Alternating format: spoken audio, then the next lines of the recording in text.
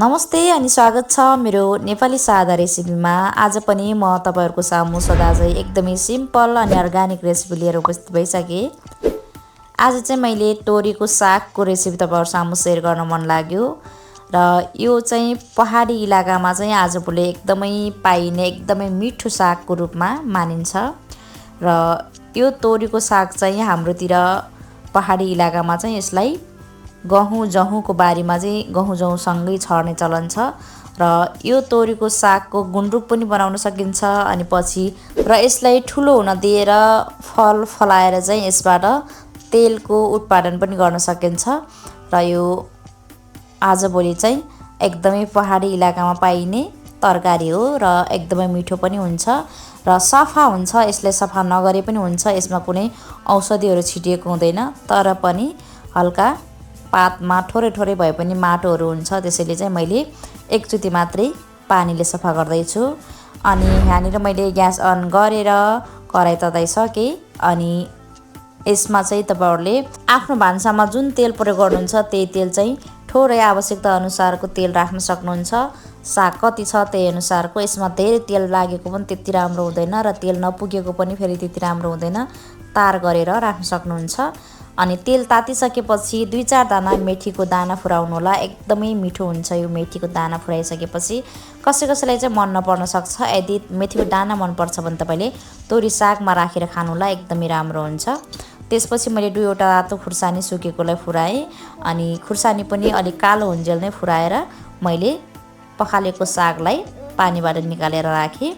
अनि यसरी राखिसकेपछि अब बिस्तारै मुनिको माथि र माथिको मुनि गराउँदै चलाउने।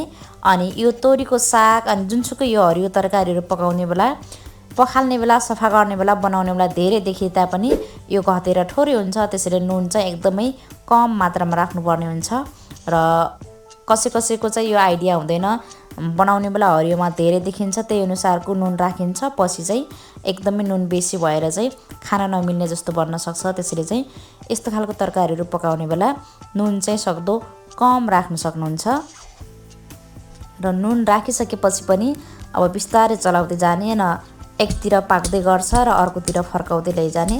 यसलाई चाहिँ भर्खरै पानीले सफा गरेको हुनाले साग पकाउँदा पकाउँदै अलरेडी यहाँनिर यसरी रस निस्किसकेको हुन्छ र यही रसमा चाहिँ यो पाक्दै जान्छ।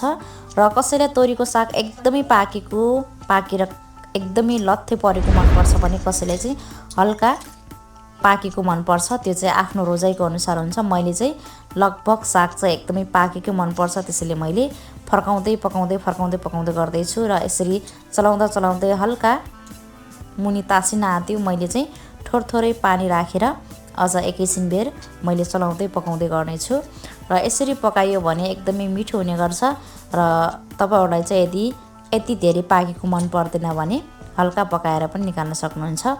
अब चाहिँ यसरी पाकुन्जेल राम्रोसँग यसरी चलाउने। अब चाहिँ पुरै पाकिसकेपछि यस्तो खालको चिम्टाले चाहिँ यसरी राम्रोसँग चलाएर फर्काउन सक्नुहुन्छ। यसरी बनाइएको तोरीको सागको टेस्ट नै बेग्लै हुन्छ र यो सागलाई चाहिँ मैले मसिनो गरेर टुक्रा बनाएन, किनकि यस्तै खान राम्रो लाग्छ मलाई। त्यसैले यदि तपाईहरुलाई यो सिँगै पकाउन अलिकति लामो जस्तो लाग्यो भने तपाईले चाहिँ चक्कुले काटेर अलिकति 2-4 पिस मसिनो गराए पनि बनाउन सक्नुहुन्छ। हाम्रोतिर चाहिँ तोरीको सागलाई चाहिँ अलरेडी यस्तै पकाउने चलन छ र यसरी पकाउँदा एकदमै मिठो पनि हुन्छ र रमाइलो पनि लाग्छ खानलाई। र यसरी नै तपाईहरुले तोरीको सागलाई चाहिँ बनाउन सक्नुहुन्छ र तोरीको सागमा चाहिँ सुकेको खुर्सानी र मेथीको दाना फुराउन चाहिँ नबिर्सिनु होला। तपाईहरुले यदि खानु भएको छैन भने एकचोटि पक्कै पनि ट्राई गर्नु होला। जसलाई मेथीको दाना मनपर्छ उहाँहरुको लागि तोरीको सागमा पनि मेथीको दाना राखेर खानुभयो भने एकदमै मिठो मान्नुहुनेछ। र मैले चाहिँ यसरी नै पकाउँछु र आजको यो तोरीको सागको तरकारी पनि पाकेर रेडी भइसक्यो। हाम्रोतिर चाहिँ यो तोरीको साग चाहिँ आजभोलि चिसो याममा पाउने गर्छ, जो कि गहुँ जौसँग छर्ने चलन छ। त्यसैले चाहिँ हाम्रो पहाडी इलाकामा चाहिँ यस्तो खालको तोरीको सागहरूको चाहिँ आजभोलि एकदमै सिजनमा पाउने हो र यो सागलाई चाहिँ हामीले बफाएर सुकाएर गुन्द्रुक पनि बनाउने गर्दछौँ र गुन्द्रुक बनाउने पनि यही लेभलको साग हो, धेरै छिप्पिएकोलाई पनि होइन र धेरै कोमललाई पनि होइन। यतिको तरकारी खाने सागलाई नै हामीले बफाएर सुकाएर पछि खानको लागि गुन्द्रुक बनाएर हामीले स्टोर गर्ने पनि गर्दछौँ। हजुरहरूलाई आजको यो सिम्पल रेसिपी कस्तो लाग्यो जस्तो लाग्यो त्यसै सल्लाह सुझाव दिनुहोला। यदि हजुरहरूलाई यो तोरीको सागको गुन्द्रुक बनाउने रेसिपी चाहिन्छ भने स्क्रिनमा रहेको भिडियोलाई पक्कै पनि हेर्नुहोला भन्दै म चाहिँ आजको यो भिडियोबाट छुटिन्छु। नमस्ते।